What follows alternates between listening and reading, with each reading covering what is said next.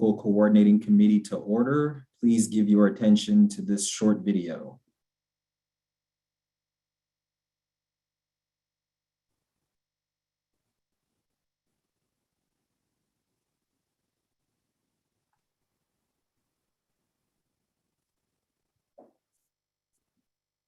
Due to COVID-19, this meeting will be conducted as a Zoom meeting pursuant to the provisions of Assembly Bill 361, which suspends certain requirements of the Brown Act. This meeting is being live streamed on the CCTA website. The chair will call upon members, staff, and other speakers by name. Please speak clearly and state your name before giving comments or remarks. Persons participating via Zoom with their cameras enabled are reminded that their activities are visible to viewers. Members participating by Zoom wishing to speak should physically raise their hand and unmute their mic when called upon. Members should mute their mics when done speaking. Citizens participating by Zoom wishing to speak should use the Raise Hand feature or dial *9 if participating via phone, and the chair or staff will call upon them at the appropriate time. Citizens will have 3 minutes to speak. After 3 minutes, staff will lower their hand and mute their mic. Participants via phone will be called upon by the last 4 digits of their phone number.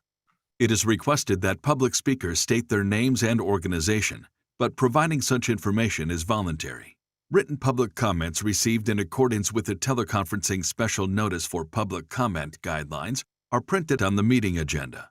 If authors of the written correspondence would like to speak, they should raise their hand and the chair will call upon them at the appropriate time. All written correspondence received after that and during the meeting will be entered into the record. A roll call vote will be taken for all action items. Thank you for participating in a meeting of the Contra Costa Transportation Authority.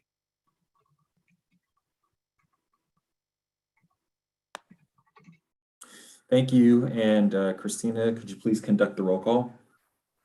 I sure can. Member Anderson? Member Ballinger? Here. Member Bobadilla? Member Chen? Member Conradi? Here. Member Diaz? Member Dillard? Member Fahey? Here. Member Greenblatt? Here. Member Kersavan? Here. Member Mercurio? Here. Member Moreno? Member Nelson? Member Ortiz? We have Mike Roberts here, correct? Here. Thank you. Member Parikh? Member Reeves? Here. Thank you. Member Rawani? Here. Member Singh? Member Smith? Member Wang? And Vice Chair Stamps? Here. Thank you. Thank you. The next item on the agenda is public comment. Christina, have we received any written public comment? No, we have not. Thank you. Is there anyone wishing to speak during public comment on an item that is not a part of the agenda? If so, please raise your hand and staff or I will call on you. Do we have any participants that are non-committee members that would like to speak? I see no hands raised. Thank you. The next item on the agenda is the election of the chair and vice chair for 2022 and 2023. Christina will discuss the options for the elections and then I will open it up to the committee for nominations. Okay, so Chair Wells has resigned from the committee. Therefore, we have a vacant chair seat for the remainder of the 2021-2022 term, which ends March 31st of 2022. Traditionally, we handle elections every March. However, with a vacant chair seat, staff recommends electing the chair and vice chair for this meeting and moving forward through the March 31, 2023 term. Vice Chair Stamps is in rotation to be chair, and a member from Transpac is next in rotation to be chair. Staff's recommendation is for Vice Chair Stamps to move into the chair seat, and the vice chair, you all would recommend who the person would be from Transpac. And I'll hand it back over to Vice Chair Stamps. Thank you, Christina. Do any committee members have any questions about staff's recommendation or a nomination for vice chair? And the vice chair has to be from Transpac, Christina, is what you said? Yeah, Okay. Thank you. To buy for time, can I make a nomination for chair? I'd like to nominate Jamar Stamps from the county to serve as chair through the end of this term and into the next term. I'll second that.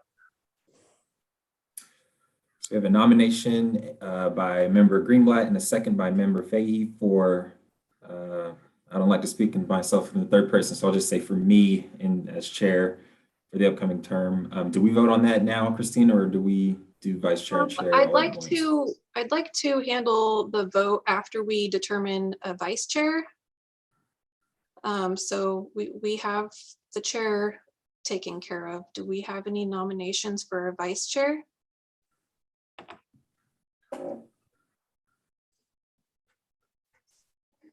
We need one. Well, if everybody's going to be shy, I'll nominate Heather Ballinger. Okay. Don't say no, just come on. Well, you know, I'm technically the member for the city county engineers, so I'm not really the Transpac member. So how's that for having a really good Flimsy excuse. use? Flimsy. Okay. Loophole. Yeah. How about Andy Smith? Andy Smith is Transpac.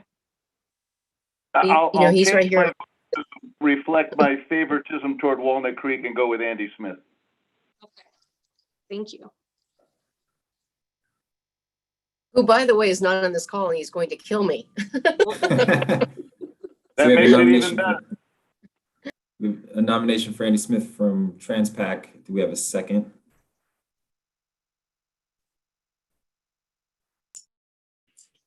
Come on. This is Leah, I'll second. Thank you, Leah. So nomination from member Cursivan, second from Leah. I think we're good to go, Christina. Okay. Okay, so we have a first by member Greenblatt and a second by member Fahey to nominate Vice Chair Stamps to the chair seat, and a motion by member Smith. No, I'm sorry, member Cursivan, and a second by member Leah Greenblatt to nominate Andy Smith as vice chair. And I'm going to take a roll call vote. Member Anderson, member Ballinger.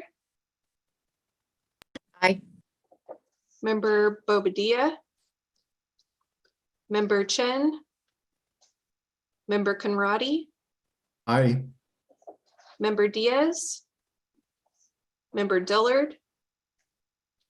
Member Fahey. Aye. Thank you. Member Greenblatt. Aye. Member Cursivan. Yes.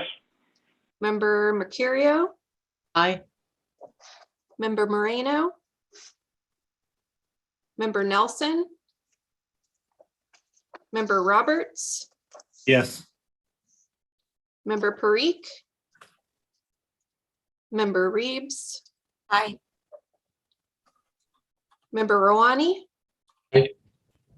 Member Singh. Member Smith. Member Wang.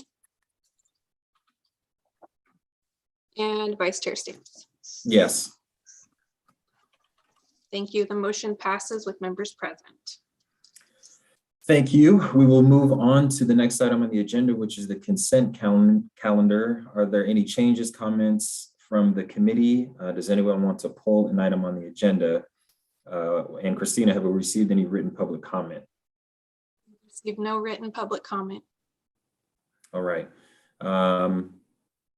If anyone would like to speak from the public, please raise your hand. Due to the size of the technical coordinating committee, we will handle a motion and roll call vote after the last regular agenda item has been presented. But before we do that and move on to the next item, again, I'll turn it back over to the committee to ask if anyone has any changes or comments, or if they would like to pull an item from the consent calendar. Hi, this is Celestine Doe. I just wanted to introduce myself. This is my first TCC committee meeting. And so I'm representing BART because Ricky has left. So I'm here in her stead, and we'll be here until we figure out who the permanent person from BART will be on this committee. So just wanted to say hi. Thank you, Celestine. Welcome. Thank you. I think, we met at WICTAC, but it's a pleasure to have you here and on the committee. Christina, will Celestine or Bart need to do anything to officially place themselves in Ricky's place, or are we good with her announcing? We actually need an appointment letter from BART in order for you to be a member. Okay. And do you have a template, or should I just ask? Yeah, I can email that to you. Great. Thank you. It looks like we don't have any changes or comments from the committee on the consent calendar. So again, we'll take this up at the end of the agenda, the motion and approval. We'll move on to regular agenda items. There's been a request by staff to move item 5B to be presented first. So the next item on the agenda is an informational item presented by Stephanie Hugh to provide an update on the project monitoring. And with that, I'll turn it over to Stephanie. Thank you guys for allowing me to go first. Are you seeing my screen okay? You see the table? Perfect. Yes. So this is pulling from the packet, and this item is an informational item and for monitoring reports for our state and federal funded projects. I want to turn your attention to the table that I'm showing, which is specifically for OBAG Cycle 2, and it's attachment B of the packet for this item 5B. Just wanted to point this to your attention because this list of projects is programmed for this current federal fiscal year, and the regional deadline for this list of projects, these 8 projects, the RFA is due a request for authorization. The regional deadline was December 1, and the regional deadline for receiving E76 is coming up on January 31st. So if you have, I believe, besides 2 or 3 projects, everyone on this list have submitted their request for authorization. So please continue to work with your local assistance engineer to move those things forward. And for those who have not submitted their RFA, please continue to work towards getting obligation before the federal fiscal year ends. However, we have to note that starting February 1st, the funding becomes first come, first serve. So there's a little bit of risk of losing your place or losing your spot up to get the funding if you don't get your obligation by February 1st. Also wanted to highlight the next page in the attachment, which is the 2023 obligation plan of projects. This is, I wanted to spend some time on this because this list of projects is the last group of projects under cycle 2 of OBAG. And with that, we cannot push it out any further. And per MTC, the hard deadline for obligation is January 31st, 2023, and there's no delaying any further. I know we have the liberty of pushing out projects, but because this is the last year of OBAG 3, these 8 projects on the 2023 list, they have to get their E76 by January 31st, 2023. So if you're on this list, please make sure you begin your field review, your NEPA clearance work, right-of-way certification, I guess now. And so to really ensure that you get your E76 again by January 31st, 2023. And then lastly, I wanted to just commend you all on the inactive list. It was actually really short compared to the usual pages that I download from the Caltrans website. So thank you for really taking time to submit your invoices timely, in a timely manner to your local assistance engineer at Caltrans. Please continue to do so. And this is even more so important as we're coming up with OBAG cycle 3. Just make sure to avoid being on those inactive lists as OBAG 3 begins. And I know John from planning and others will be talking more about that. But anyhow, I'll pause here and would love to take any questions you guys have. Thank you very much, Stephanie. Are there any comments or questions from committee members?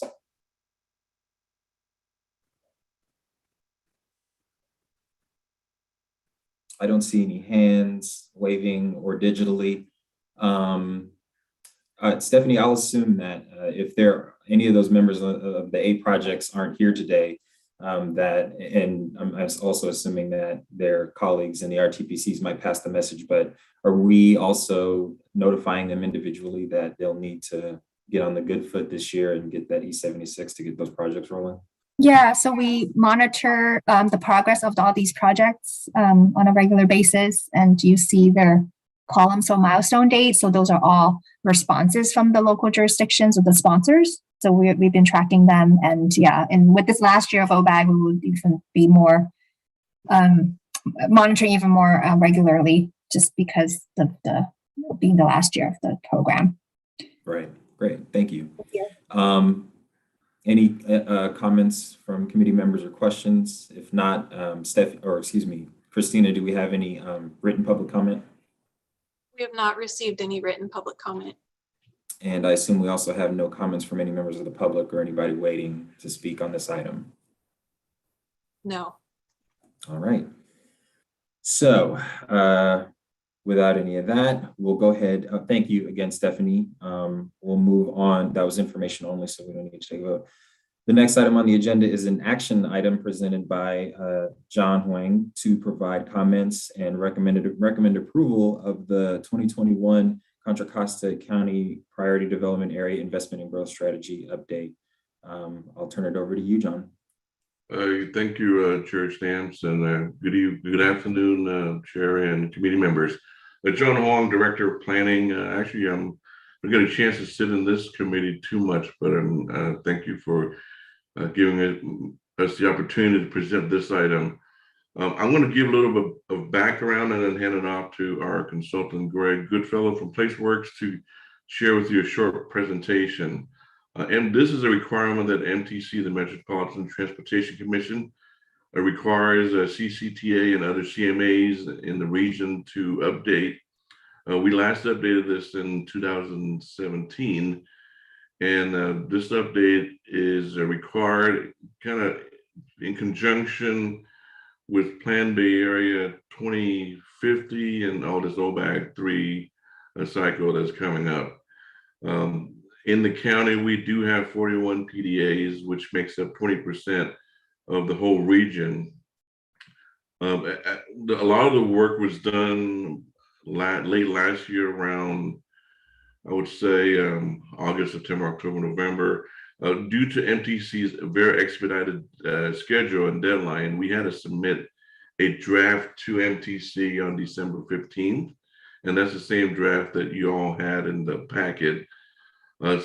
So we ended up bringing this item to the board last night, asking them to approve it, and then allowing additional comments from you, this group, and others to be incorporated in the document as needed. It just a scheduling, a timing thing. That's why we kind of did it out of order. Anyways, we do have a short presentation, so I'm going to hand it off to Greg. And Greg, you want to share your presentation? Of course, John. Thank you. Thank you, committee members. Let me pull this up here.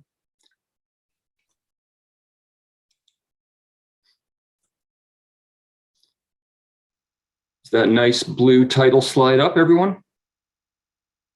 Yes. Okay. Yeah.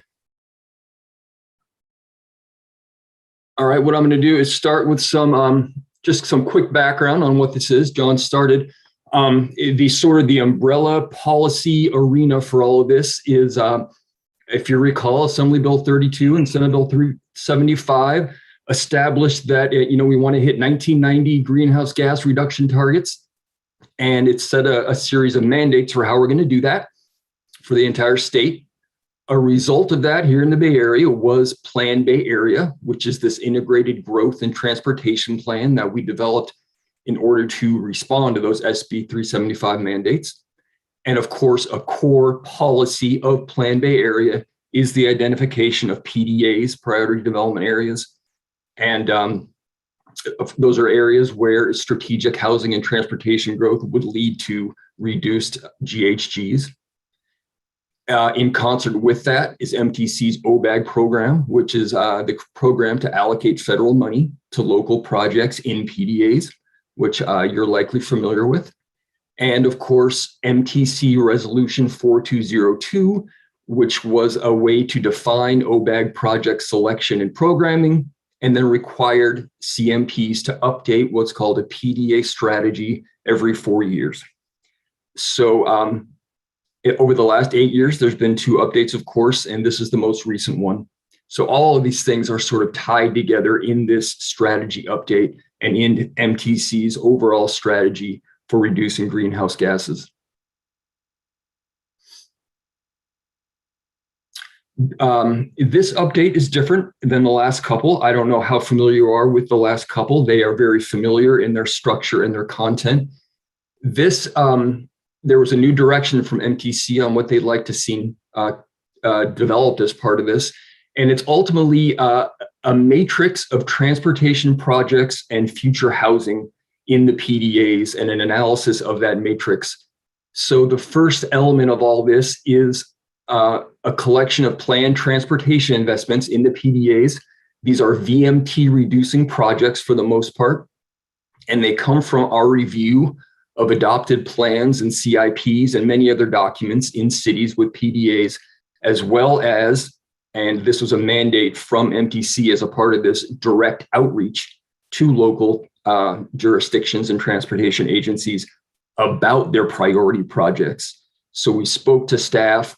We had a long email change with staff to really find out what are your adopted projects across your specific plans and your CIPs, et cetera, that you really want to see completed in your PDAs.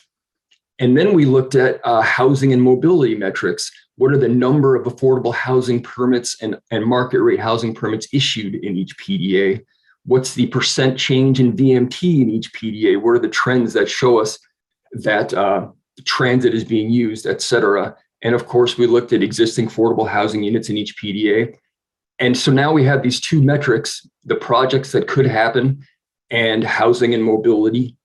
And we looked at the intersection of those metrics to come up with a strategy of prioritizing projects in PDAs. Sorry. A quick overview then. There are 41 PDAs in the county, one of the largest number of PDAs in any of the 9 counties in the Bay Area. There are 21 connected community PDAs. This is those are PDAs that are within a half mile of a bus stop and that are in cities with locally adopted VMT policy. And then there are 19 what MTC describes as transit-rich PDAs. Those are within a half mile of a major transit station or hub. One of the PDAs has yet to be designated in Contra Costa. As you can see, the kind of the geographic trend of PDAs is around those rings of BART stations or major interstates, the 680, the 24, and the 80, which makes sense. All right, something different in this strategy is that we came up with a very a general but useful ranking strategy for the projects that we identified in this report. And each project was ranked a 1, a 2, or a 3. A 1 was, projects that we felt were a little bit less eligible for OBAG money, and 3 were the ones that we felt were more eligible. All of the projects in the report are considered appropriate, are considered valuable, but we still thought it would help CCTA to have a little bit of an evaluation of the projects in the report. The criteria we used were 1, the relationship to VMT trends. In that sense, a transit project or a multimodal project in A PDA that has an upward swing in VMT would be scored a little bit higher than the same type of project in a PDA that had already shown downward VMT trends. Level of equity. How well are these going to be serving disenfranchised or challenged communities? For example, projects that came out of a community-based transportation plan and that are a result of direct outreach to lower income communities would score high in this respect. Relationship to future housing. A bike project in an area that has a lot of housing starts or that has a lot of affordable housing, again, would score higher than the same type of project where there are no housing starts and no affordable housing. How well they're focused on PBA objectives. Some projects that we heard about from cities have a lot of valuable elements that are focused, but they also might have vehicular elements, non-VMT reducing elements, and those scored a little bit lower, if they're surface, street resurfacing, et cetera. Local commitment to the project. Have they shown early phasing that's been completed? Have they completed technical studies? Is there a real indication that these things are going to happen, that they are prioritized?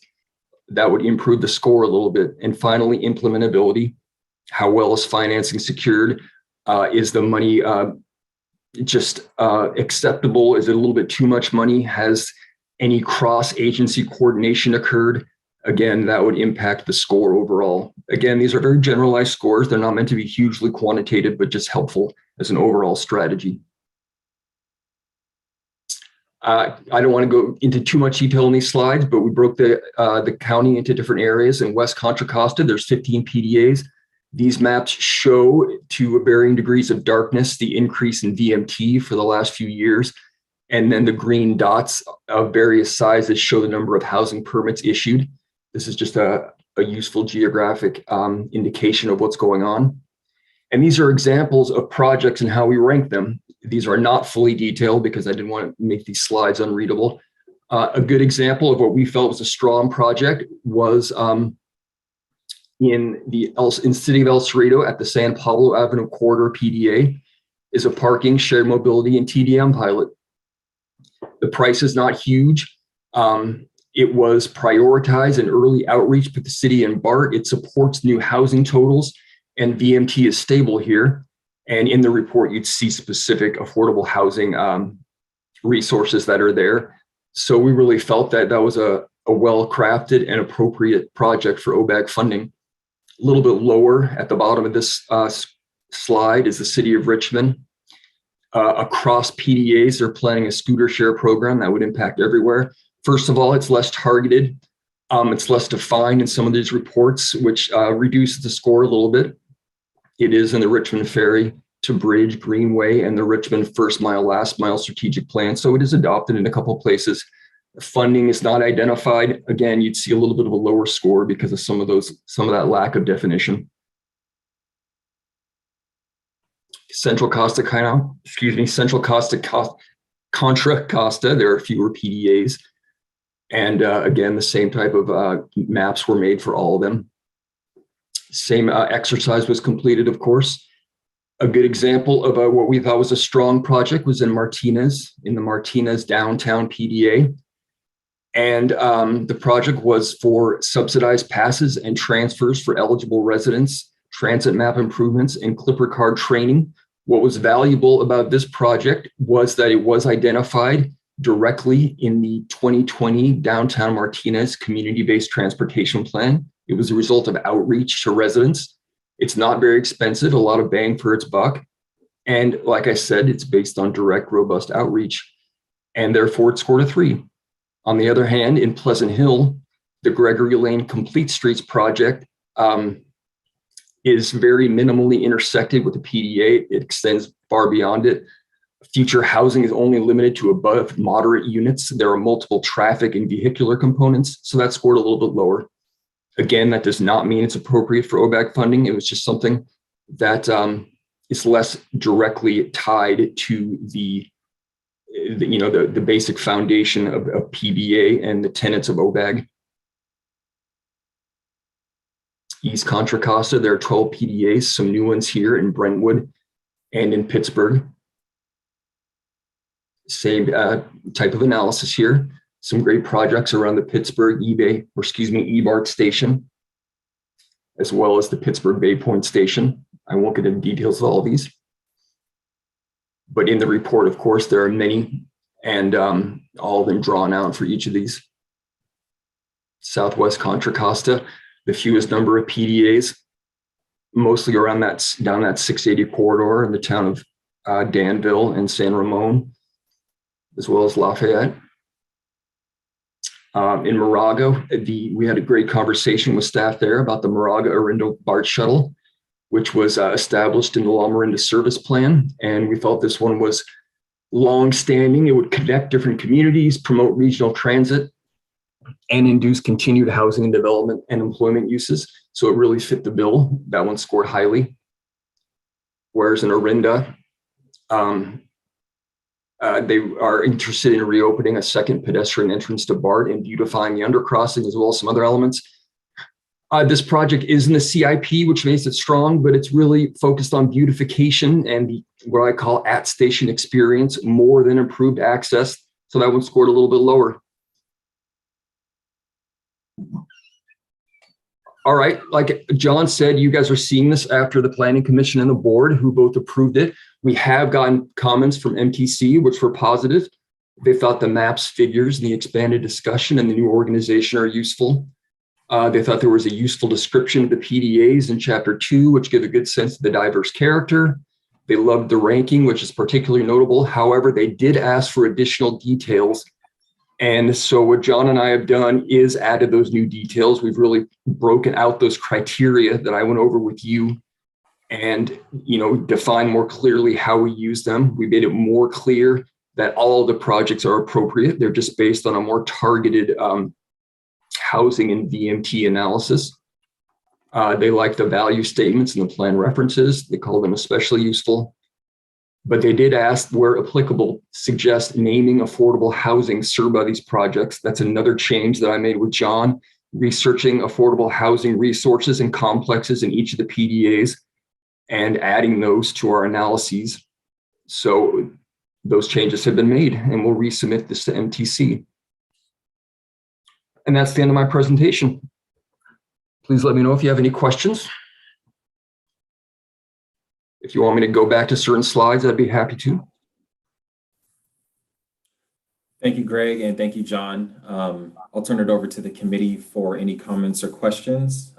If so, please raise your hand or go ahead and speak up.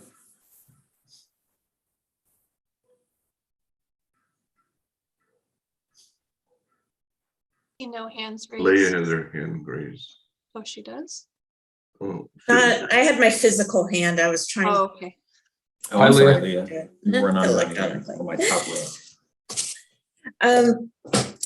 So I have a few different comments on this. I know it's a little bit different than the other RTPC, in that we do have a PDA that covers all of San Pablo Avenue. And I'm wondering, you mentioned that you checked in with a lot of local staff and their local CIP, but I'm wondering if the project list also looked at like our action plans, and like in West County, we have our Express Bus implementation plan, and then also the Richmond area community-based transportation plan. So that's my starter question. Yeah, we certainly looked at the Richmond area community-based transportation plan. I started this with Excel spreadsheets of all the plans I could find. MTC did require that all projects in this need to be adopted in some sort of plan, whether a CIP or a specific plan.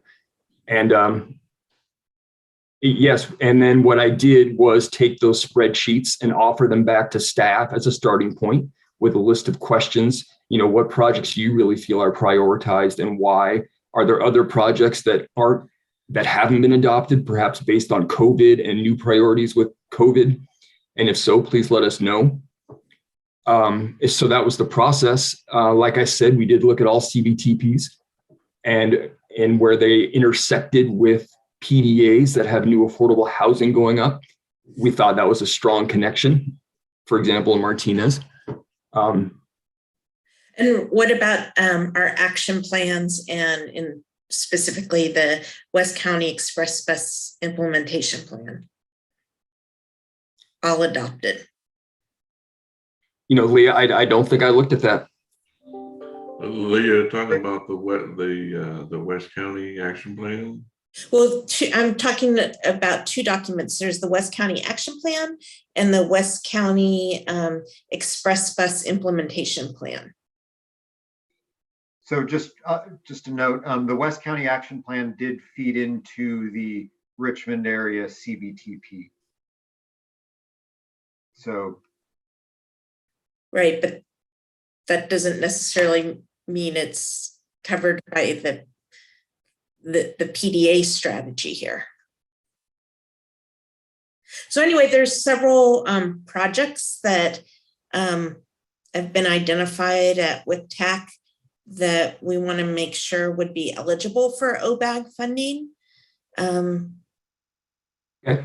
No, I'll look at those. And I do make very clear in the document, and this was also the result of MTC's comments, that if you're, being in this strategy does not guarantee your funding, and not being in this strategy does not mean that you are not eligible for funding. But I absolutely understand that an action plan in itself states a strong level of commitment. So I do think it should be looked at.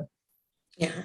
And I'll just have to kind of put this out there. I'm a bit troubled by the order or the process that this went through, that it didn't come to the RTPCs for a discussion, and that we at the TCC are about this after the fact. And I realize that there's scheduling issues and challenges, but it's problematic. Yeah, I understand that, Leah. Yeah, and then that's partly my responsibility, but again, it was all driven by schedule, and we did the effort to reach out to all the cities multiple times and getting the input from the cities. So again, this one, it may not be an exhaustive or comprehensive list as much as you all want, but it does include a lot of the information that we receive from the cities. But at this point, will we still be able to add in these additional projects? Yeah, I mean, again, the draft is there. MTC will provide the response, and again, like I said, the board approved this on condition that if there's any additional comments that is significant enough to include, then we can certainly update this document before we finalize it. Okay, thank you. That's good to know. And I guess the last point, yeah, I mean, even after this meeting for all the other folks, if you go back to your jurisdiction and you find out that we've missed something in the process, definitely reach out to Greg, or actually give it up to myself, and then I'll let Greg know. So I'm assuming somebody will follow up with me. Yeah, Leah, I was about to say, I'm going to write you an email and just make sure whatever document list you have or that you would like me to look into, please do. Great. Thank you so much. Sure. Any other questions or comments from committee members? I can't see everyone's face, so if you have anything to say, Mike has his hands raised. Raise your digital hand. Hi, it's Mike Roberts from Hercules. So of course I'm filling in for Yvette, and I'm on the public works side, not the planning. But Greg, do you recall who you worked with at Hercules? Yeah, hold on, I will pull up my.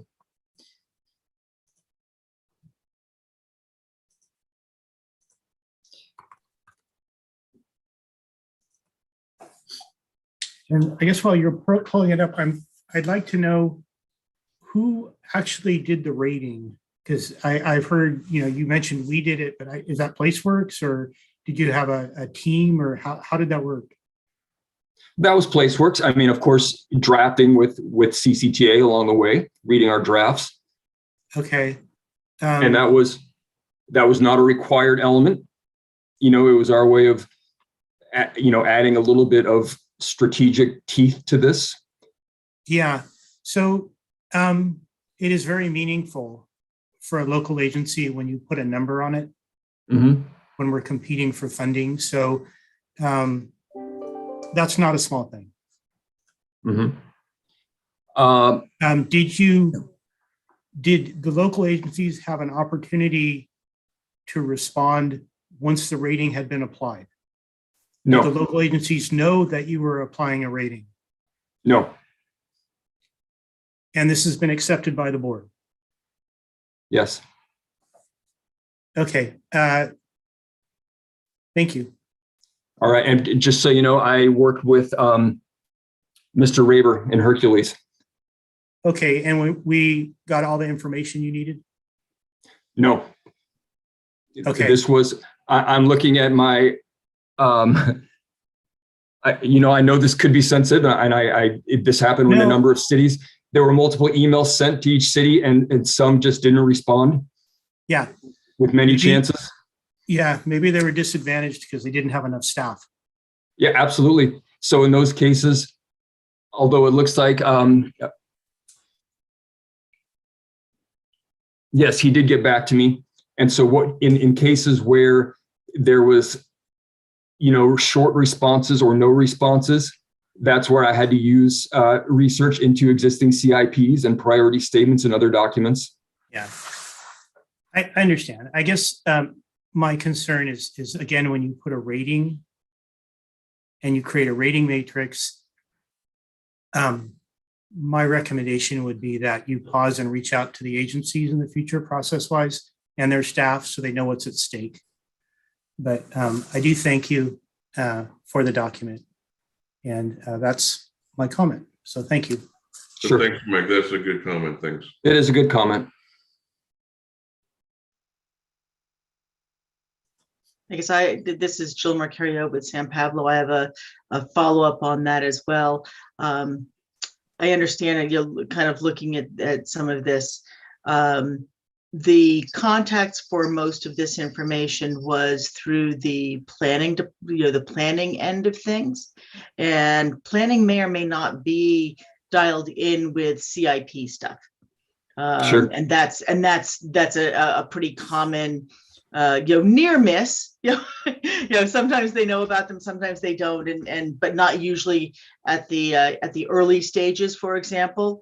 So when doing this, I would recommend that you also reach out specifically to the engineering divisions within the jurisdictions to also get that information, because again, if it's in planning, they may or may not think to reach out if they're thinking, oh, we're just looking at PDA stuff, and they can say, oh yeah, there, but they may not be aware of other CIP stuff. They'll be aware of developments and things along those lines. But you really, you get a much better comprehensive assessment of the plans throughout the city if you involve the engineering folks.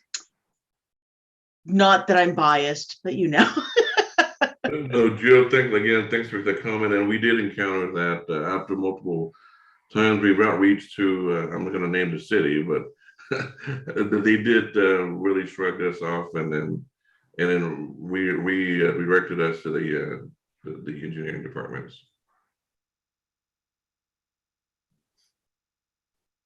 Just add, that's the beauty of going to the RTPCs, because we hit them both up.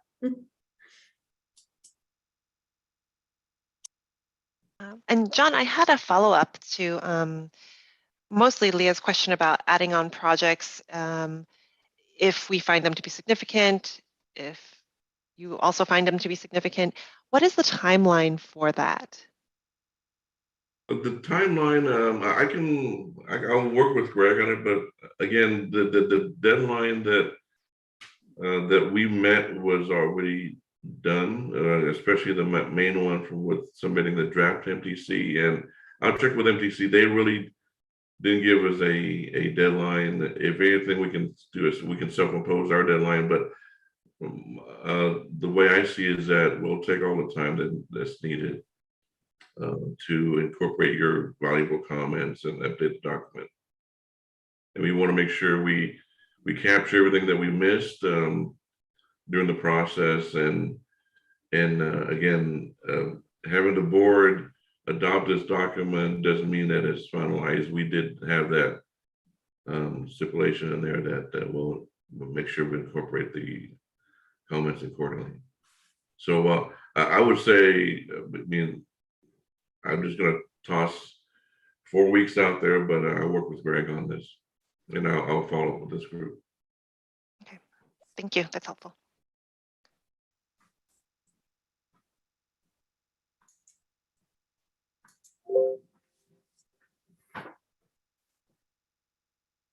Any other comments or questions from the TCC members? Again, I can't see everybody's face, so if you'd like to speak, just speak up or raise your digital hand. Greg, would you want to unshare your screen? Or Oh, I'm sorry. Am I? No problem.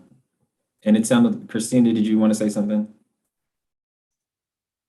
Sorry, I was just going to ask the same thing as John. Okay.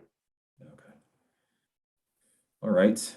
I guess just I'll ask John, so for the timing on this, is it predicated on, I know we updated, sounded like every 4 years. Greg, you might know too. Is it predicated on when the next cycle of OBAG comes out, or are we on a regular schedule to update our PDA strategy? it's as far as I know from MTC, it's updated actually every 2 years. They skipped the last cycle, the last update, so it just happens to be 4 years. But the update coincides with the OBAG funding, and it kind of ties in with that funding source. Okay. All right. Thank you again, John and Greg.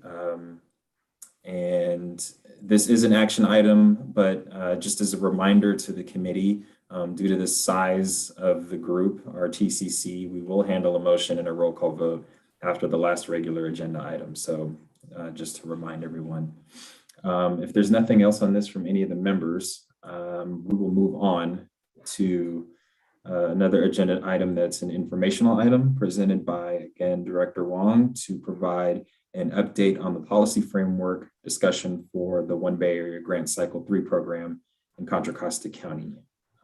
John, turn it over to you. Thanks, Chair Stamps and committee members. I think this meeting runs to 3:30. I don't know how much time we have to present this, but this is a pretty extensive item, and I'll keep on going until you tell me to stop. So I provide a staff report, and we attached the one OBAG, the One Bay Area Grant OBAG 3 cycle, cycle 3 policies from MTC, and I'll just kind of recap the program in general at the regional level, and then what we develop as far as our framework for Contra Costa. So OBAG 3, as you know, One Bay Area Grant 3 provides SCP CMAQ funding, Service Transportation Program, and Congestion and Management Air Quality funding to the jurisdictions. And the money is distributed through MTC every 4 years. This round of OBAG 3 is for fiscal year 22-23 through 25-26, so a 4-year period. Regionally, there's $750 million, but don't get too excited, because once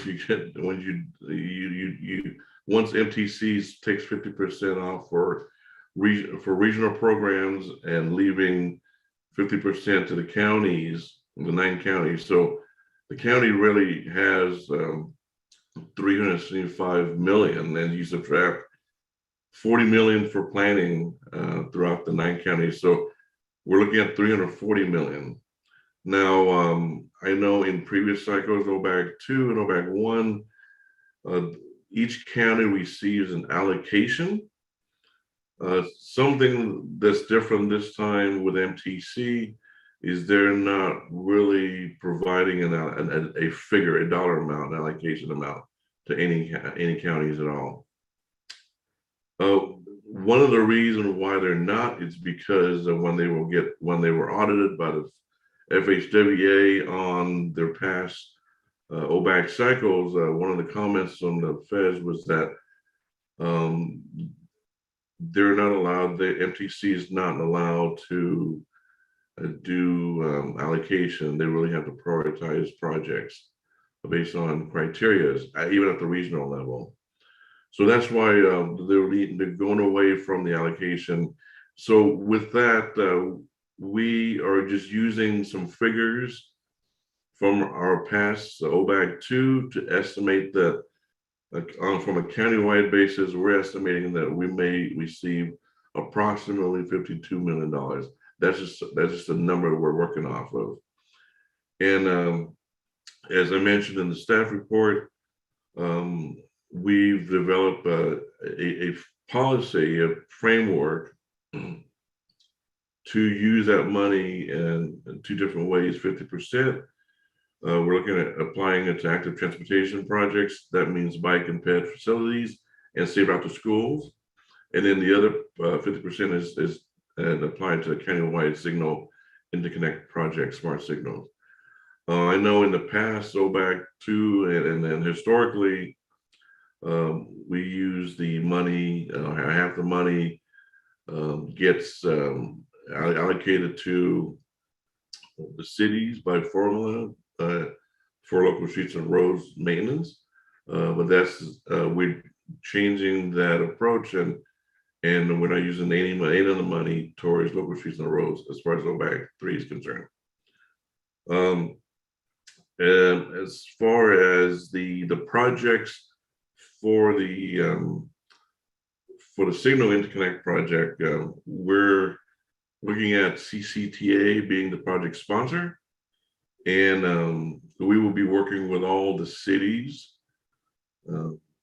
very shortly here to identify which signals, which intersections to upgrade signal controls, and then to basically identify what's existing in the cities and which signals we need to update. And then when I mentioned signal system, it includes controllers, includes CCTV cameras, and other elements associated with the upgrade. Right now, we're looking at routes of regional significance and routes along major corridors. For instance, if you have a freeway, take I-80 for example. The major corridor would be San Pablo, that parallel to 80, and then similar corridors along 24, Mount Diablo, and so forth. And then other regional corridors such as Trees Boulevard or Ignacio Valley Road. So those are some of the focus we're going to be looking at. And again, I think the main thing is we're really working with the cities to identify the prioritization and then the different projects. Now, keep in mind that any projects that we do, that we propose, it will have to be directly within a PDA or connected to a PDA. Yeah, Mike, I see your hand. Did you have a question? Thanks. When you started, you indicated that some people needed to sign off at 3:30. I appreciate it. That's me. So I'm sorry to interrupt you. I much preferred when the OBAG money was split between CCTA and the local agencies for that second 50%. And that would be my suggestion here today. We need the money locally. And it would make sense to split it regionally and locally, but to just use it all regionally and frankly, have it be competitive through CCTA, I would propose a more even split where 25% of the 50% goes to the cities and then 25% would go to the programs you're recommending. But I think what's being proposed here, it would be a stronger proposal if the benefits were split between regional and local benefits rather than just regional ones. Thank you for for allowing me to interrupt you here and provide my input before I have to sign off. All right, thanks, Mike. I guess I just have one question. So just for clarification, when you say countywide, right, when you say regionally, so the programs that I laid out, one is the Signal Interconnect projects, which funds project within the cities, and then the other one that I haven't gotten to yet is the bike ped projects, which are also city projects. So John, we already have all of our signals and Hercules coordinated as part of the San Pablo Signal Interconnect project. We wouldn't have a project that would even qualify. So it significantly narrows down the opportunities for certain cities, depending upon the status of their existing infrastructure. They may have other needs that don't fall into the categories you've created, but they'll get aced out of the money. So to me, returning 50% to the cities with the same criteria applying to the One Bay Area would introduce a level of flexibility so individual cities can have certain needs met. If a city's already got interconnects and with a good bike system, they're not going to do well competing. So that's the point there is, if to me, that would be my recommendation then, would be to even the table a little more, add a little more diversity to the applicability of the funding by simply saying 25% is return to source based on some formula, and the other 25% then would fall into these categories you're mentioning. Okay, I appreciate that, Mike. And I just want a clarification.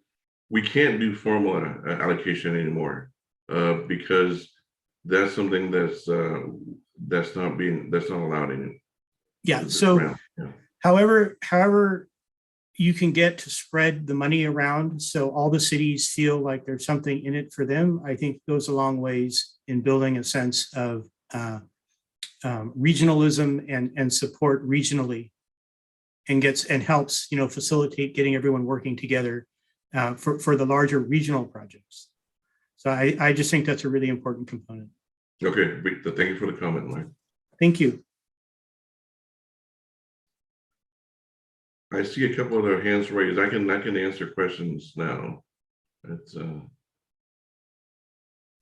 John, this is Dave Campbell. I think I'm gonna hold my question until after you do the bike ped piece. Okay. They're gonna be related.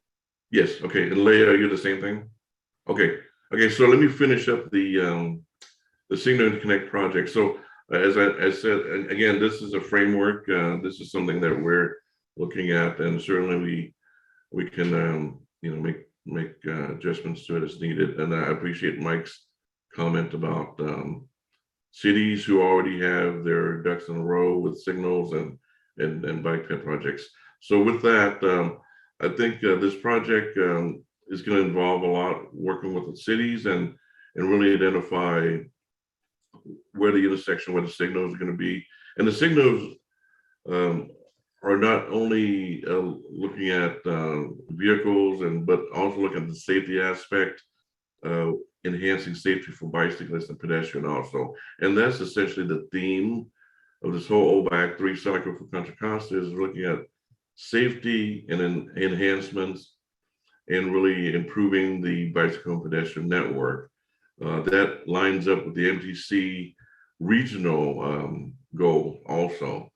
I mentioned that CCTA is proposed to be the sponsoring agency working for submitting the Signal Interconnect project. But again, all the elements that's going to be deployed out there is going to be within the cities. CCTA doesn't own any equipment, and we do not wish to own any equipment. With that, just due to the timing and everything, I want to speak to the bike and pedestrian side, and I'm going to hand off to Colin Clark to finish off the topic. So the other 50% we're looking at is you're talking about what, $26 million is going to be going to bike and pedestrian projects, and number one is we're looking at bike and pedestrian projects that have been identified in the CCDA bike and ped plan. We're in the process right now, Colin, is of prioritizing those projects listed in the plan. And I've heard already from certain cities that since the plan was developed by CCTA, some cities may have updated their bike and ped plan and may have other projects. that are not in our plan, so we can work with the cities on that one. But the bike and ped one's going to be a call for it'll be a competitive process. Call for projects will be issued, and I'm going to hand it out to Colin. Colin's been working on prioritizing the project within the plan. Colin. Sure, thanks, John.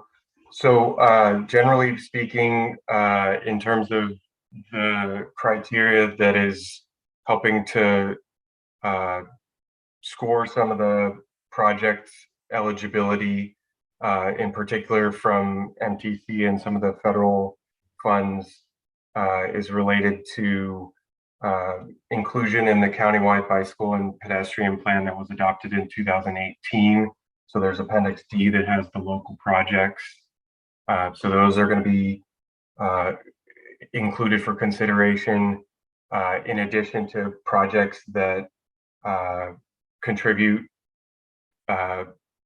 more towards the countywide Vision Zero effort and the MTC regional Vision Zero effort, which would include potentially quick build projects. And the bike ped piece in particular from MTC is focused on priority development areas, PDAs, from Plan Bay Area 2050, which was adopted in October. And so this is consistent with that in terms of the PDAs and the priority pedestrian areas that were identified countywide in the bike ped plan that was adopted in 2018. Relationship to VMT reduction and common collision types that were identified 2008 through 2017 from the data that was analyzed as part of the countywide Vision Zero effort, that may be taken into consideration in addition to the ability for projects to compete in the 9-county Bay Area in terms of compliance with the Complete Streets policy, which is being updated as we speak. I'll be sending an email and requesting feedback from local agencies on the draft Complete Streets policy update from MTC that's being proposed. Caltrans just updated their Complete Streets policy also.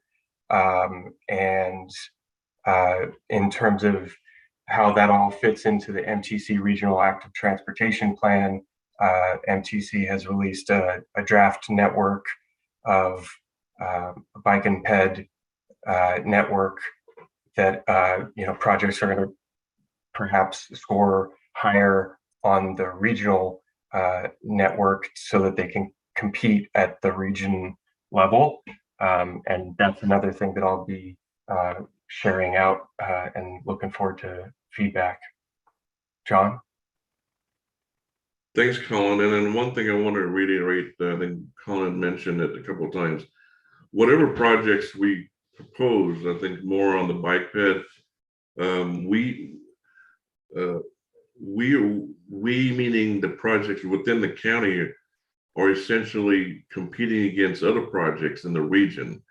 Like I mentioned earlier, we don't know how much money the county is really allocated because MTC doesn't allocate the money anymore based on population or lane miles. So we're guessing at $52 million, but essentially we're going to have a list of projects that's probably closer to 60 million or more, depends on what the outcome is and what we end up with. But essentially the list of projects that we submit to MTC, it doesn't mean that all those projects are going to be selected for funding, because MTC is going to go through their prioritization projects on top of the county's list. Again, that's something that's MTC has to do based on the requirements by FHWA that there's no allocation at the regional level, or as I mentioned earlier, at the county level. Now, Mike makes a good point about having cities available, making projects and funding available to all cities. But right now,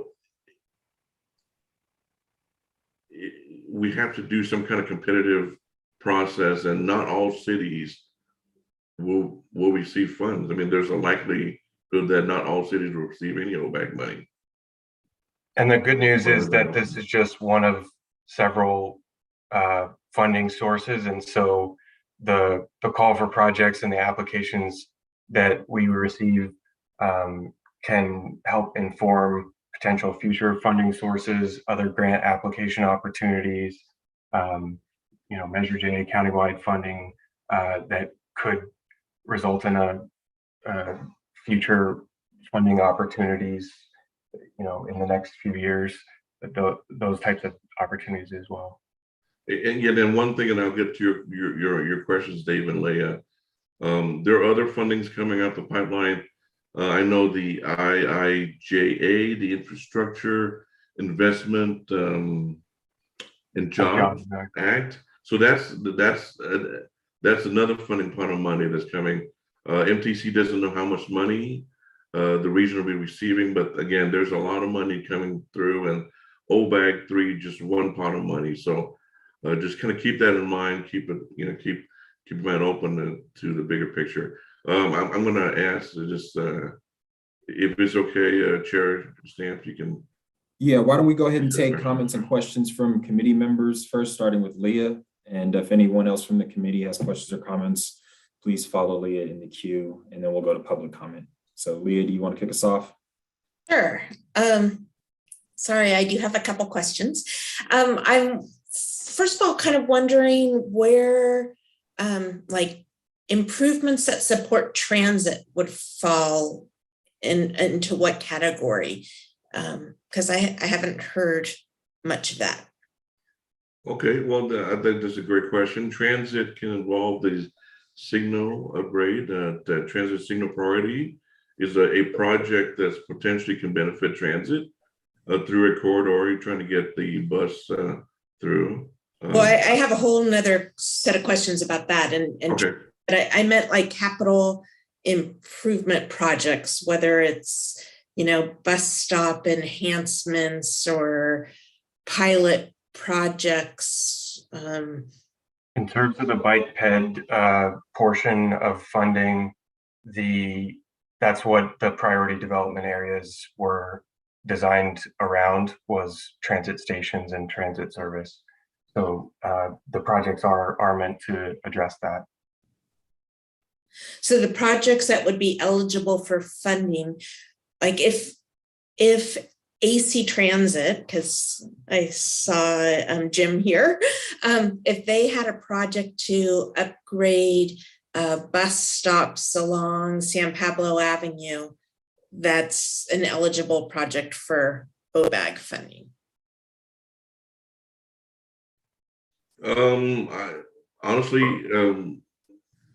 we can consider. I mean, I personally haven't considered those types of projects because we've been focusing on bike and pedestrian. If they're related to bike and pedestrian, but that's my question. Like, why does it have to only be bike and pedestrian? Why can't it also include like projects that support using transit? Is there a requirement that it's only for ped bike and signals? Well, this is the framework. This is we're vetting this idea, this policy framework through this committee. And then, I mean, thanks for the comment. I think we can take that into consideration. But the initial program that we're developing and considering is bike and ped and signal. Well, okay, now I understand. Thank you. So I guess that would be my comment and suggestion, is that somehow we incorporate a programming section that addresses transit needs. And I don't know if I think service is too broad, but I just feel like we're missing that function in potential funders. So we can set aside some funding to fund specifically transit related needs projects. Yeah. Okay. Yeah. All right. Okay, so then going to the smart signals category. Can you, so I understand it, there's the PASS program that MTC operates that is kind of changing scope, and that's a little bit to be determined, but can you compare what you envision to the PASS program? And yeah, and would it be different, similar? The PASS program, from my understanding, is that they look at coordinating and interconnecting signals along roadways, along streets, right? I don't know if they upgrade controllers or not, but I think their main thing is timing. It's timing between signals along a corridor. That's their main function. That's their main, where the funding goes to. Now, when we talk about, when CCA talk about signal interconnect, we're looking at taking that first step, and then short of doing an inventory and sitting with the cities and identifying where the antiquated equipment are, there might be old controllers out there that needs to be upgraded. For cities who's using 170s controller, and for the engineers, traffic engineers here, you know what I'm talking about. We want to Even upgrade non-engineers know. Yeah, so we want to upgrade to 2070 controllers that's more robust, allows more capabilities to implement video detection, all the different safety enhancements at the intersection, and so forth. So we want to get everybody into the 21st century as far as signal controllers, and then having those updated equipment is going to enable cities and CCTA on a countywide basis to do much more as far as innovation, and then moving forward and trying to do more forward-thinking projects.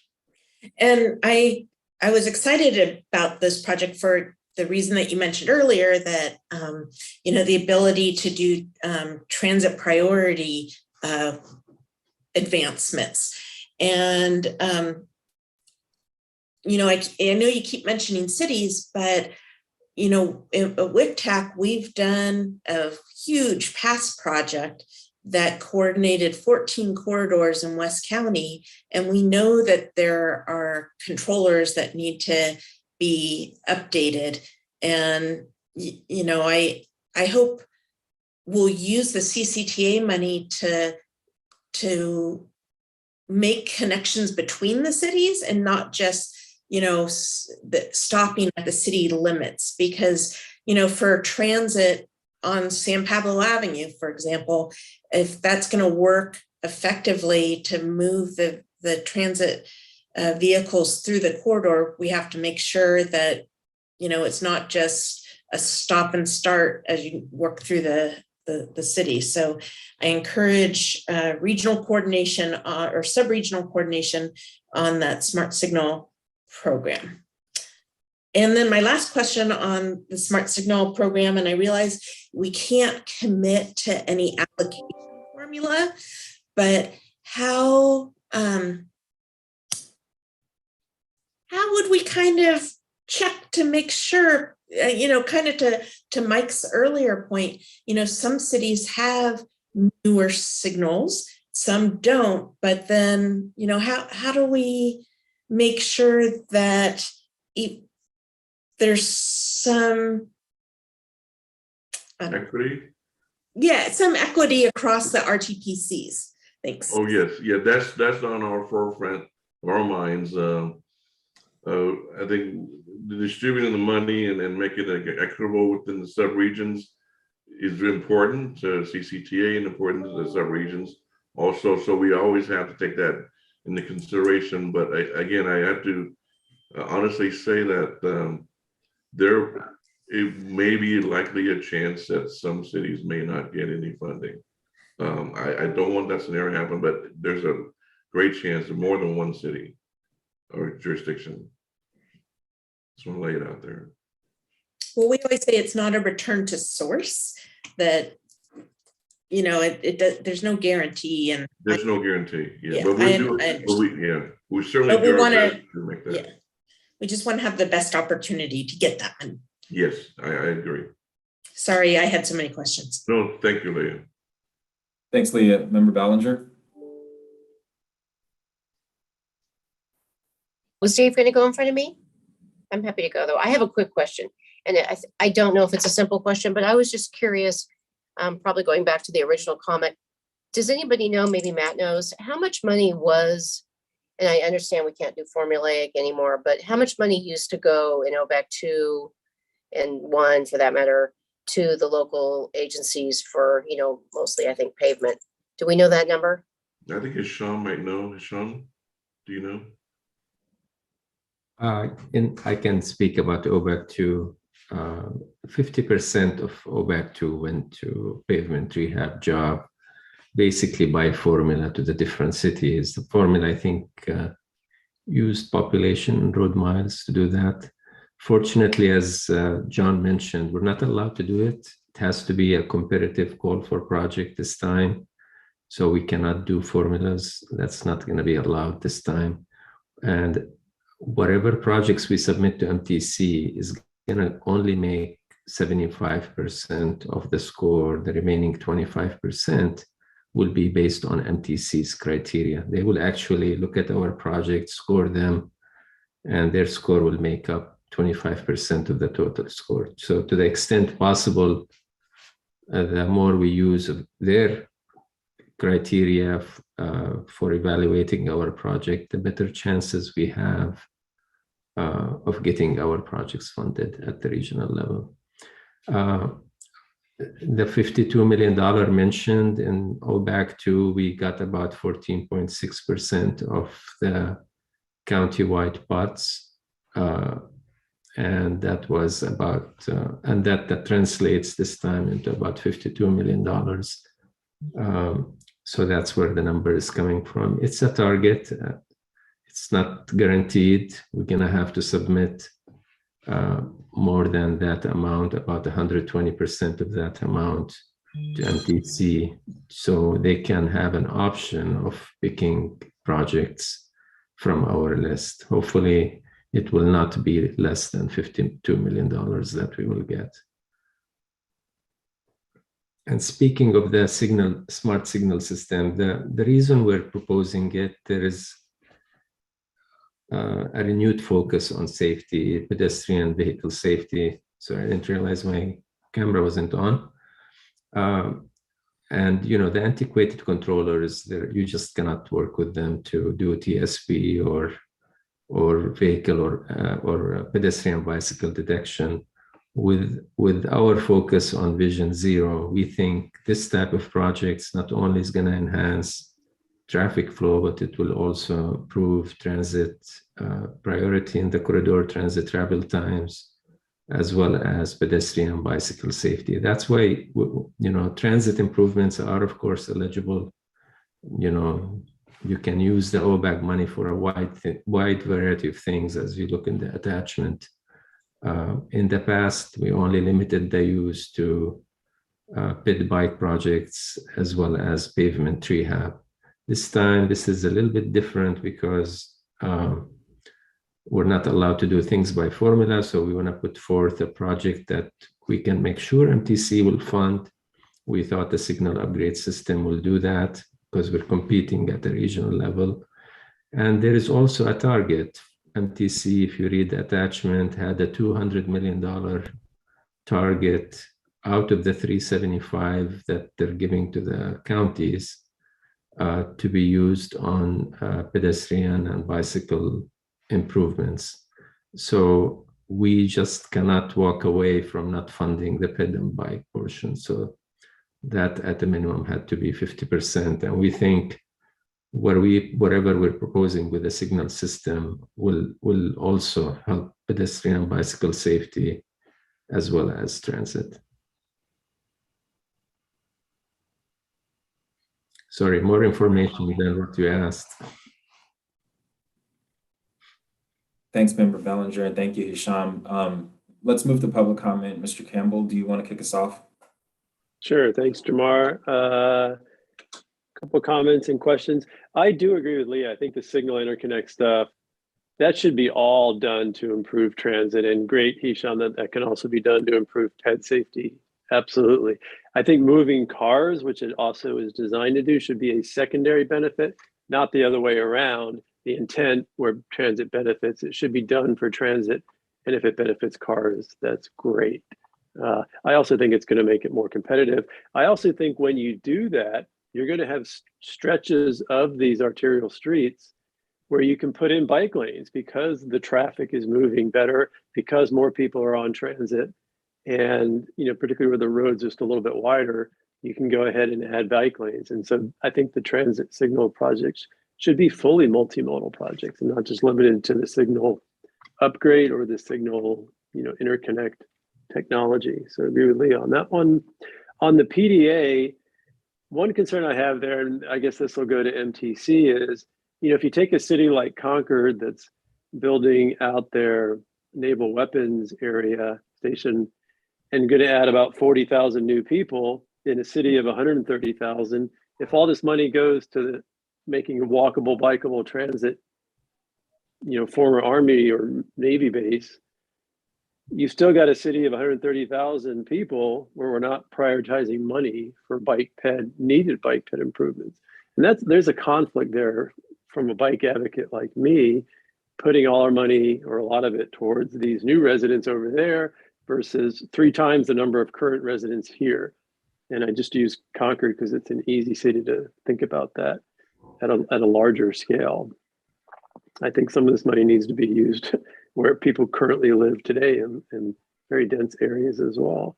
You know, I'm sorry I missed MTC's meeting this morning, or where they announced 50% will be going to bike ped. I think that's great and very much needed. Maybe that's the end of my comments. Hisham, I'll follow up with you. I do want to learn more about how these signals can improve ped safety, but maybe that'll be a conversation offline. But I think my final thing to underscore is that these arterial signal things, they should be multimodal projects with transit is the highest priority. Thanks. Thank you, Mr. Campbell.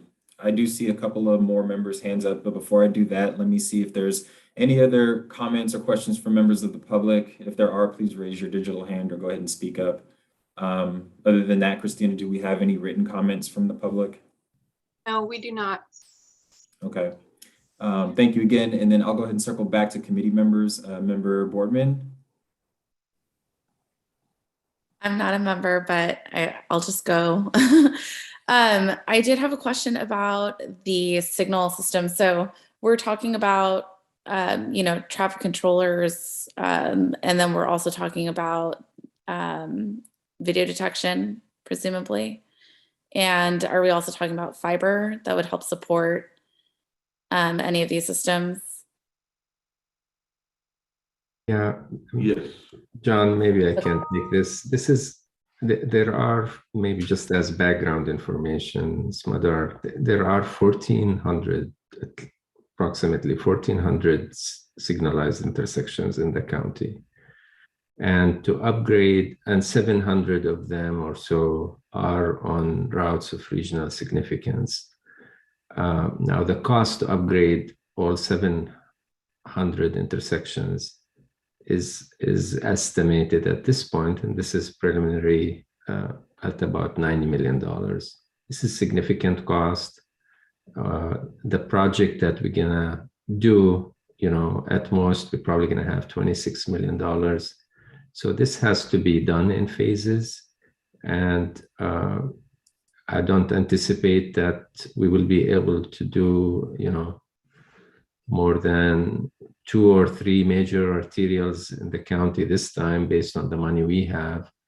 And that does not include the fiber interconnect, which is essential to make the signals talk to each other. So we are still trying to define the project, working with AMG and others to figure out which signals need to be upgraded, where are we gonna put the interconnect or the fiber optic, and then you know, how are we gonna phase the project so we can accomplish this. It's not gonna be an easy feat, but unless we start, I mean, right now with some of the signals we have now. We're not gonna be able to provide transit signal priority. We're not gonna be providing detection for pedestrian bicycles. It's just not gonna allow us to do that and move into the 21st century. So we need to start somewhere. This is basically an initial investment that we're gonna have to use to attract other funding, hopefully, to finish the job. But yeah, it's a big cost, and we're still estimating that cost at this point. Thanks, Hisham. And so is this envisioned as maybe the opportunity for starting to implement parts of Innovate 680? Yeah, okay, great. And then, sorry, one other question then is, as part of that signal system project, if we're looking at transit signal priority, does that include potential capital improvements that would be associated with that? So, for example, if you needed to widen to add a turn, or sort of like a turn pocket, or that buses could use as like a through for additional throughput to jump the queue, that kind of thing. Is that envisioned as part of that? I'm sure it's in the vision. I just don't know that it'll be part of the initial phase, given that we only have limited funding. Okay. But eventually, yes. I mean, we want the system to be smart and operational, and provide priority to transit, as you mentioned, as well as other modes. So that could be a future thing. That $90 million estimate is just a preliminary estimate to upgrade the equipment on the 700 signals. So that's our initial focus on this project. And we are working on a phasing plan. We definitely cannot do this alone without working with all the cities in the county to see where the priorities are and where we can start to do this. But Thanks so much. the benefit is, buying equipment for 700 intersections will be a lot more cost effective if it's done by one agency versus multiple agencies. Consistency and between the different equipment used in the county will be important. But we understand there are challenges. I mean, some cities prefer certain controllers over others, so we'll have to work through that. Thank you. Thank you. Yes, thank you, Sham. And sorry, Smadar, I elevated you to member. It's my first day as chair. I haven't memorized the TCC roster yet, so I'll do better. No worries. Member Fahey. You could have also put Smadar as vice chair then. That's right. Just, I guess, two questions. One, to build on Leah's question about crossing jurisdictions. Are you going to include state signals with this effort? And then the other question is, this 26 million is an estimate out of the 90. Is it competitive, or is this just something CCTA is going to administer, and you're going to locate the projects, and then you'll let the jurisdiction know that, hey, we're coming in? Okay, so the $26 million, okay, first of all, your first part of your question is, yes, it has to be cross-jurisdictional boundaries. I think the streets, the signals, the traffic doesn't end at the city line, the city limits. So definitely that's our intent, is to make the signals interconnect with intercity.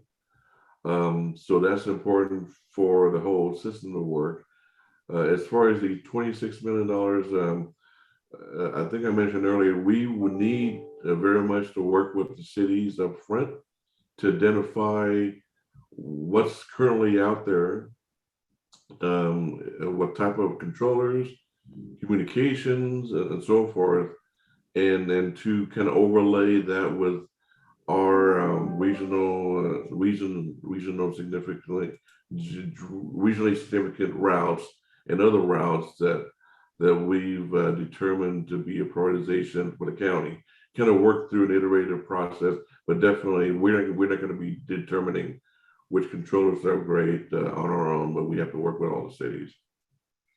I just thank you, John. And I just want to add, we still have to meet the 70% in PDA requirements. That's a factor. and the sub-regional equity. We want to make sure that every sub-region benefits from this program, even as we do this as the initial phase. So there will be a lot of factors to go in, not just the inventory and the status of current controllers, but also how we can make this application competitive when MTC looks at it in terms of meeting the PDA requirements, and the other requirements they have.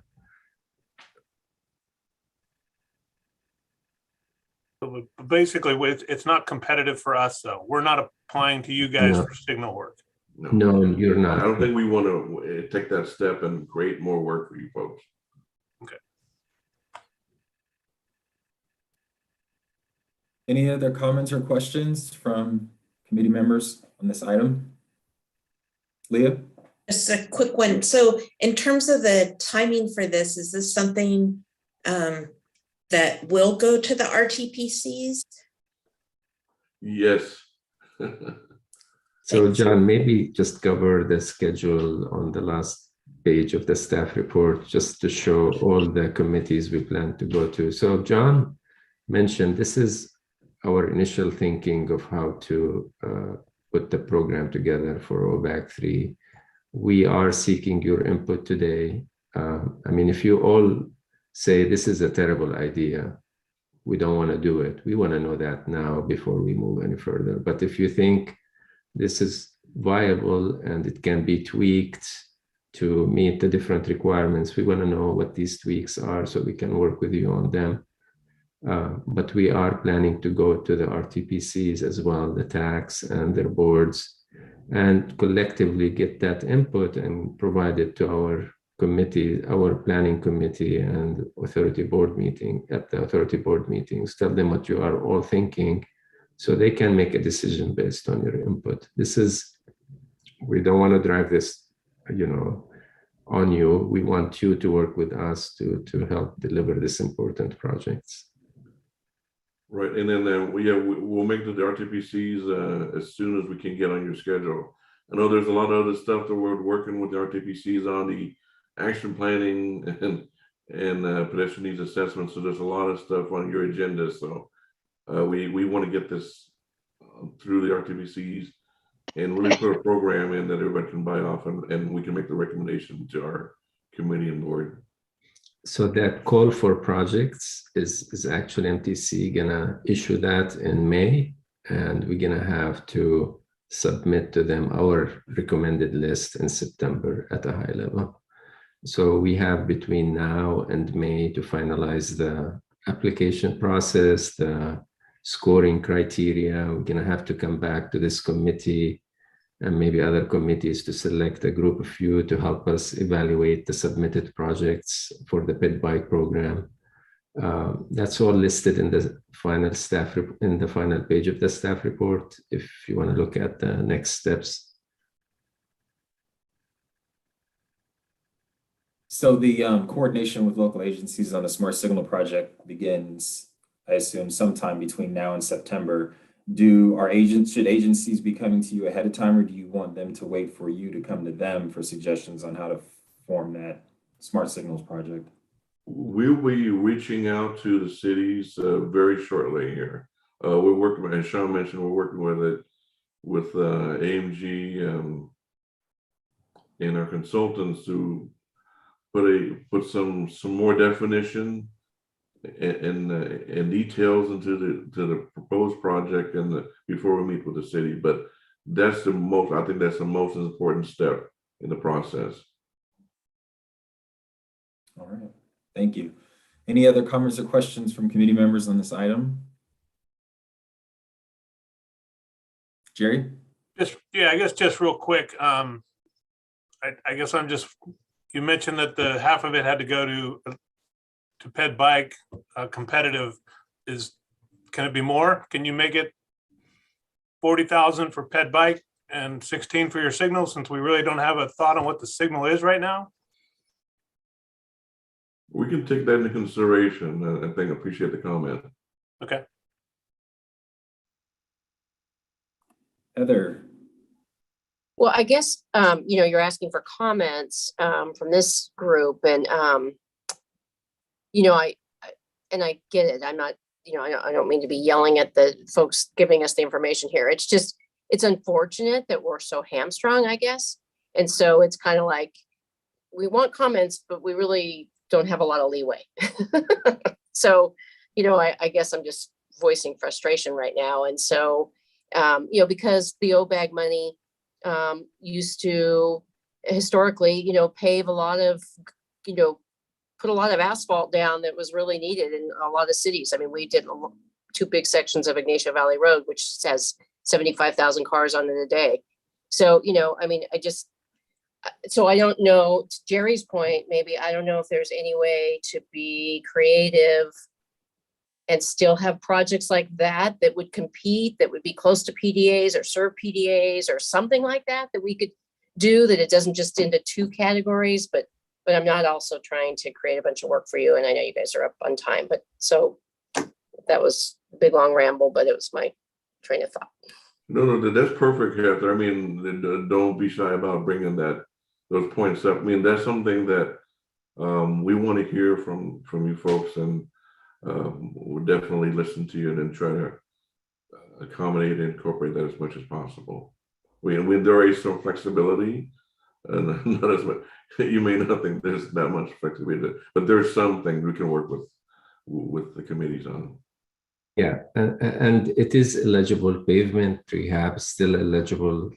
If that's the desire of the county and the cities in the county to use it all on pavement, the board needs to hear that.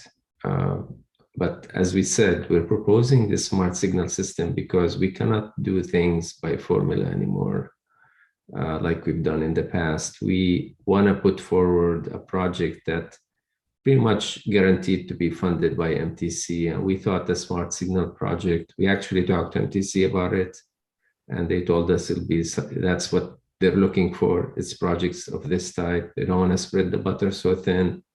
They want to have a single project that can have actually impacts, visible impacts, and thought that could be a very competitive project. But if the TCC and all of you think we shouldn't be doing that project and we should just submit pavement jobs, we can do that. It's just these jobs probably will not be as competitive as some of the other projects that will be submitted by the other counties. That's why we're doing this. We're not trying to tie your hand, Heather.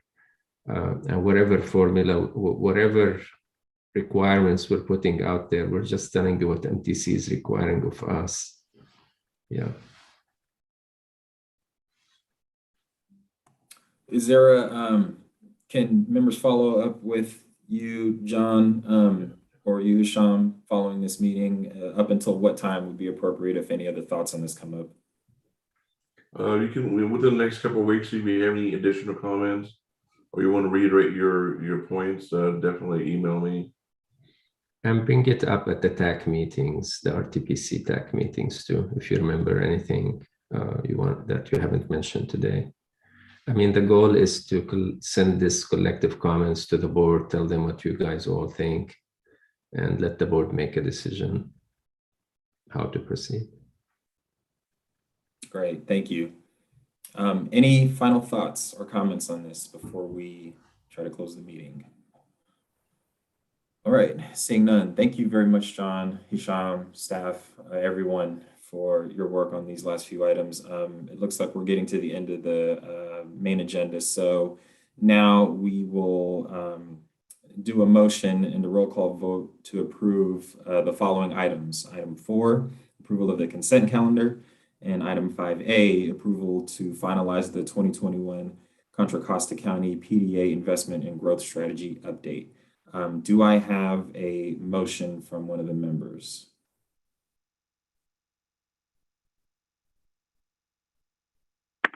I'll move Nobody it. wants to Cursive leave. and City of Brentwood. We have a motion by member Cursivan. Do we have a second? I'll second Leah Greenblatt with Tech. Thank you, Leah. So we have a motion and a second. Christina, can we please do the roll call vote? I sure can. Member Anderson? Member Ballinger? Aye. Member Bobadilla, Member Chen, Member Conradi, Aye. Member Diaz, Member Dillard, Member Fahey, Aye. Member Greenblatt, Yes. Member Cursavan, Yes. Member Mercurio. Aye. I saw one of our alternates, Philson, are you still here? I see her. Member Nelson, Not gonna work. Okay, can I scan? Member Parikh, Member Reeves, Aye. Member Rawani, Member Singh, Member Smith, Member Wang, and Chair Stamps. Aye. All right, the motion passes unanimously with the members present. Thank you very much. We'll move on to other business. Is there any other business? I don't see any other business. We'll move to adjournment. I took us 42 minutes over on my first day as chair, so it's not too late to vote me out and get another chair if you want. But thank you everyone for hanging in. Thank you to staff, and we'll see you all next time. We adjourn at 4:12. Thanks, Jamar. Thanks, John. Thanks, Mark. Jamar. Thank you, you did awesome. Thank you. I thought these meetings were an hour and a half, so